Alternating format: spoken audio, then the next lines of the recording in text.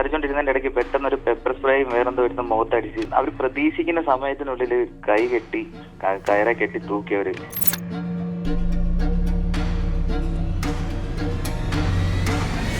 ഇവരെന്തോ ആഭിചാര പ്രവർത്തനങ്ങളൊക്കെ ചെയ്തിട്ട് അവിടെ എന്തോ ഇവരുടെ ദേഹത്ത് വേറെ ബാധ കയറുന്ന പോലെ രണ്ടുപേരും അങ്ങോട്ടും ഇങ്ങോട്ടും തൊഴുത് കൈ തൊഴുക.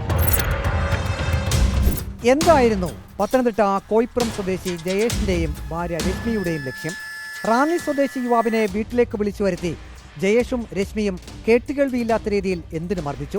യുവാവിന്റെ ദേഹമാസകലം രശ്മി സ്റ്റാപ്ലർ അടിച്ച ദൃശ്യം കണ്ട് പോലീസ് പോലും അമ്പരന്നുപോയി. രശ്മിയുടെ ഫോണിലാണ് ഈ ദൃശ്യങ്ങൾ ഉണ്ടായിരുന്നത്. ജീവൻ തിരിച്ചു കിട്ടിയത് ഭാഗ്യം. മർദ്ദനമേറ്റ യുവാവിന്റെ പ്രതികരണം ഇങ്ങനെയായിരുന്നു. അവരെ എന്നെ മാക്സിമം എന്നെ ചെയ്യാവുന്ന അങ്ങേയറ്റം ചെയ്തിട്ട് രണ്ടുപേരും കൂടെ രശ്മി ജയേഷും കൂടെ 7:30-8 മണി അവരുടെ വീടിനടുത്ത് ആരും സഹകരണമൊന്നുമില്ല, വീട്ടുകാർ ആരും ഒരു സഹകരണമില്ല. അവർ 7:30 കൂടി രണ്ടുപേരും കൂടെ എന്നെ എൻ്റെ കഷ്ടത്തിൽ കൈയിട്ട് തൂക്കിയെടുത്തുകൊണ്ടാണ് എൻ്റെ ബൈക്കിൽ കൊണ്ടുവരുന്നത്. എൻ്റെ സ്കൂട്ടിയിൽ ജയേഷ് വണ്ടി ഓടിക്കുന്നു, രശ്മി കാലിങ്ങനെ പൊക്കി തൂക്കിയെടുത്ത് സെൻറ്ററിൽ വെച്ചിട്ട് എന്നെ സെൻറ്ററിലിരുത്തി നേരെ രശ്മി ബാക്കിലിരുന്നു. എന്നിട്ട് നേരെ കൊണ്ടുവരുന്നത് പുതുമൺ പാലത്തിൻ്റെ അവിടെയാണ്. പുതുമൺ പാലത്തിൻ്റെ അവിടെ കൊണ്ടിട്ടിട്ട് എൻ്റെ സൈഡിൽ കാലത്തെ കാലിൽ സർജിക്കൽ ബ്ലേഡ് കൊണ്ട് കീറിയിട്ട് പറഞ്ഞു, ആക്സിഡൻ്റ് ആണെന്നേ ആര് ചോദിച്ചാലും പറയാവുള്ളൂ.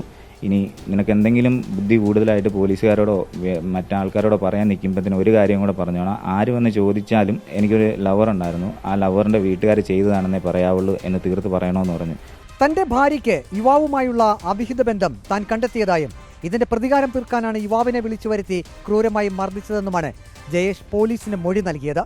ജയേഷിന്റെ വാദം അടിസ്ഥാനരഹിതമെന്ന് യുവാവും പറയുന്നു. ഞാൻ ആദ്യം മൊഴി മാറ്റി പറഞ്ഞത് പോലീസിനോടും കേരള പോലീസിനോടും നീതിവ്യവസ്ഥയോടും ഞാൻ ക്ഷമ ചോദിക്കുക. എന്താണെന്ന് ചോദിച്ചു കഴിഞ്ഞാൽ ജീവനി പേടിച്ചിട്ടാണ്. എൻ്റെ അച്ഛനെ അമ്മയും എനിക്ക് നോക്കണം, അച്ഛനെയും അമ്മയും ജീവനും പേടിച്ചിട്ട് മാത്രമാണ് ആ മൊഴി മാറ്റി പറയുന്നത്. അവൻ പറഞ്ഞു പഠിപ്പിച്ച മൊഴിയാണ്, എൻ്റെ ലവറിൻ്റെ വീട്ടുകാർ ചെയ്തതാണ് എന്ന് തീർത്ത് പറഞ്ഞേക്കണം. അല്ലാത്ത വശം പോലീസും നിൻ്റെ പിടിപാടോ അല്ല നിന്റെ എന്ത് കാശുമൊക്കെ ഒപ്പിച്ചുകൊണ്ട് എൻ്റെ പുറകെ വരാനാണ് പ്ലാനെങ്കിൽ ഉറപ്പായിട്ടും ഈ വീഡിയോ ലീക്കാക്കും, വീട്ടിലിരിക്കുന്ന അച്ഛനമ്മയും തീർക്കുമെന്ന് പറഞ്ഞു.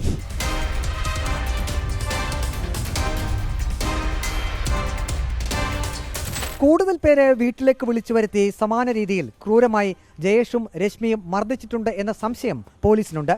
എന്നാൽ രശ്മിയുടെ ഫോണിൽ നിന്നും യുവാവിനെ മർദ്ദിക്കുന്ന ദൃശ്യങ്ങൾ മാത്രമാണ് ലഭിച്ചത്. ജയേഷിന്റെ ഫോൺ ഓപ്പൺ ചെയ്യാൻ പോലീസിന് കഴിഞ്ഞിട്ടില്ല. സൈബർ സെല്ലിന്റെ സഹായത്തോടെ ഈ ഫോൺ ഓപ്പൺ ചെയ്താൽ തെളിവുകൾ ലഭിക്കുമെന്നാണ് പോലീസ് പ്രതീക്ഷിക്കുന്നത്. സൗഹൃദം നടിച്ച് ആളുകളെ വീട്ടിലേക്ക് വിളിച്ചു വരുത്തി ഭാര്യയോടൊപ്പമുള്ള നഗ്ന ദൃശ്യങ്ങൾ പകർത്തി പണം തട്ടിയെടുക്കാനുള്ള ശ്രമം ജയേഷ് നടത്തിയിട്ടുണ്ടോ എന്ന സംശയം പോലീസിനുണ്ട്. എല്ലാറ്റിനുമുള്ള ഉത്തരം ജയേഷിന്റെ ആ ഫോണിൽ ഉണ്ടാകുമെന്നാണ് പോലീസ് കരുതുന്നത്. അപ്പോഴും ഒരു ചോദ്യം ബാക്കി. ഹണി ട്രാപ്പ് മോഡൽ തട്ടിപ്പിനാണ് ശ്രമമെങ്കിൽ യുവാവിന്റെ ജനനേന്ദ്രിയത്തിൽ സ്റ്റാപ്ലർ അടിക്കുന്നത് പോലെയുള്ള ക്രൂരമർദ്ദനങ്ങൾ എന്തിനു നടത്തി? Reporter Praveen Purushothaman, in reporter, Pathanamthitta.